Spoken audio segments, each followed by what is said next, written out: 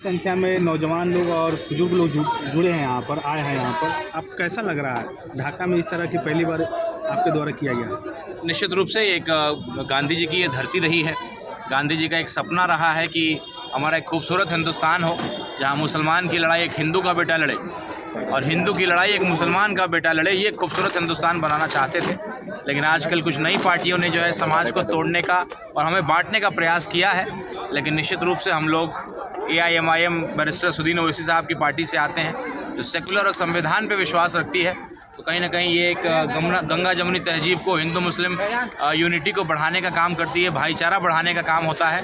और रमज़ान के इस पाक महीने में सब लोगों से मुलाकात हो गई, AIMIM परिवार के सभी सदस्यों से मुलाकात हो गई। साथ ही साथ पंचायत चुनाव में हम लोग अपने कुछ समर्थित उम्मीदवारों को भी सामने लाने जाने का ये काम शुरू किया है। तो क्षेत्र संख्या 50 के हमारे उम्मीदवार विजय सिंह जी जो है, उन्हीं के द्वारा आज का इफ्तार पार्टी का कार्यक्रम आयोजित किया गया था। पार्टी को करना था लेकिन उन्होंने पहल किया कि भाई मैं करना चाहता हूं, तो उन्होंने बढ़ चढ़ करके काम भी किया। बैरिस्टर सुदीन ओवैसी साहब जब ढाका आए थे, उनके मंच का सारा विधि व्यवस्था देखना, गुलदस्ते की तरह उन्होंने जो है यहाँ के जो फसल जो ख़राब हो गए थे उसको उन्होंने देने का काम किया। यहाँ के किसानों की हालत से ओवैसी साहब को वाकिफ़ कराया। तो ऐसे हमारे विजय सिंह जी को हम लोगों ने उम्मीदवार बनाया है। उन्हीं के दावत इफ्तार में हम लोग आए, MIM परिवार और हमारे इस इलाके के इस पंचायत के लोग इसमें शिरकत किए और बहुत अच्छा लगा। बहुत खुशनुमा माहौल में इस इफ्तार को कराया। देखा जा रहा है सर कि ढाका में भी हिंदू मुस्लिम वाला ये ट्रेंड बढ़ते जा रहा है, तो ये इफ्तार पार्टी देकर कहीं ना कहीं आपके द्वारा उन लोगों की जो हिंदू मुस्लिम करते हैं उनके मुंह पर करारा तमाचा है। बिल्कुल, हम लोग का तो पहले दिन से यही प्रयास है।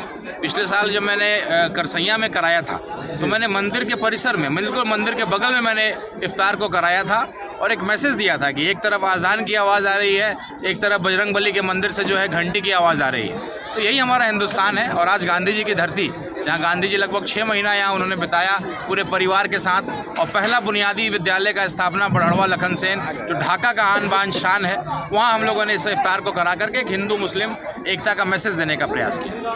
सर, ढाका की युवाओं में देखा जा रहा है कि बहुत ही ज़्यादा क्रेज आपके लिए बढ़ते जा रहा है, उस पर क्या कहेंगे? यहाँ के युवाओं को क्या कहेंगे? आज के समाज जो है कहीं ना कहीं विधायक को और सांसद को लोग नेता मानने लगे थे, लेकिन विधायक सांसद डरपोक होते हैं। वोट की वजह से वो सच नहीं बोल पाते, उनके अंदर हिम्मत नहीं कि सच को सच, झूठ को झूठ बोल सके। उनको अपना गुणागणित बनाना पड़ता है। तो राणा रंजीत सिंह एक नेता के रूप में अपने आप को स्थापित कर रहा है। विधायक सांसद राणा रंजीत बने ना बने, उससे कई गुना ऊपर जो है मेरा कद आज भी है। तो ये एक मैसेज जब जनता और नौजवानों को मिलता है तो उनको एक बेहतर सबक के रूप में उनको मिल रहा है। और नेता के रूप में हर समाज को नेता की ज़रूरत पड़ती है ताकि उनके समस्याओं का ईमानदारी से आवाज़ उठा सके। उनकी कमी होते जा रही थी, तो इसलिए हम लोग, मुझे लगता है कि शायद नौजवानों को एक नया उम्मीद दिख रहा हो। आने वाले सर ईद पर क्या कुछ कहेंगे? ईद में सभी लोगों को शुभकामना देना चाहते हैं। और जिस तरीके से ढाका में हम लोगों ने भाईचारा बढ़ाने का काम किया, आपने देखा होगा पहले यहाँ का विधानसभा चुनाव हिंदू मुसलमान के मुद्दे पे हुआ करता था, लेकिन राणा रंजीत सिंह आए, AIMIM का उम्मीदवार आया। इस बार मुद्दा हिंदू मुसलमान नहीं था और कैसे विकास हो, ढाका का बेहतरी हो सके, ये मुद्दा रहा। तो पहली जीत हम लोगों ने दर्ज कराया कि विधानसभा चुनाव में हिंदू मुसलमान नहीं होने दिया।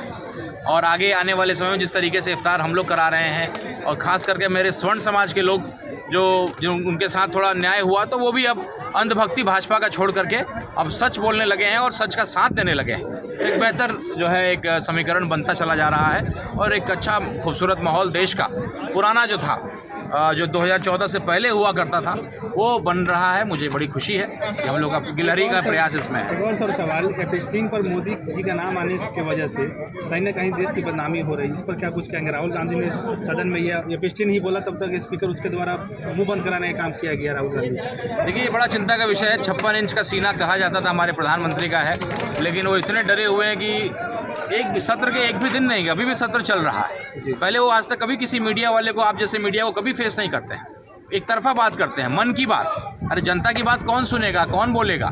कभी प्रेस कॉन्फ्रेंस करने की औकात उनकी आज तक नहीं हुई। और अब स्थिति ये हो गई कि पार्लियामेंट में जाने की हिम्मत 56 इंच सीना वाले की नहीं हो रही है। और आप इतने गैर जिम्मेदार हैं कि युद्ध का माहौल है, आप इजराइल चले गए और फादरलैंड बोल दिया। फादरलैंड बोल करके आप आ गए जहाँ पे इजराइल में एक एक व्यक्ति गाय का मांस खाता है, और यहाँ आप अपने देश में मॉब लिंचिंग होता है गाय के तस्करी को लेकर के, और इजराइल जो घर घर मांस खाता है गाय का, उसको फादरलैंड बोल करके आ गए, हमको अपमानित किया। हम लोगों से पूछा, हमारे देशवासियों से पूछा कि आप फादरलैंड घोषित कर दिया, और युद्ध के समय युद्ध के हालात में आप चले गए। अगर आप पे अटैक हो जाता, कुछ हो जाता तो क्या होता? अरे आप प्रधानमंत्री हैं, आपका व्यक्तिगत किसी से संबंध होगा, लेकिन देश के प्रधानमंत्री करोड़ों लोगों के नेतृत्व को आप करते हैं, एक जिम्मेदारी है। तो कोई कदम उठाइए तो सोच समझ के उठाइए। पहले आपने एक भी शब्द खamenei साहब के लिए नहीं बोला, आज देखिए कितना शर्मिंदा है। आप उनके खिलाफ काम कर रहे हैं, फिर भी जो है वो आपके साथ हैं।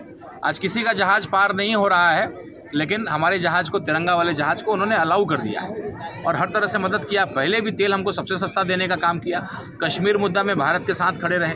तो ऐसे देश को आप उसका साथ नहीं दे रहे हैं। और उनके देश के जो है डिप्लोमेट ने बोला भी कि भाई देश की जनता का धन्यवाद करते हैं, देश के सरकार, भारत के सरकार का नहीं, जनता ने जो मेरा साथ दिया उनका धन्यवाद करते हैं। चलिए सर, बहुत बहुत शुक्रिया।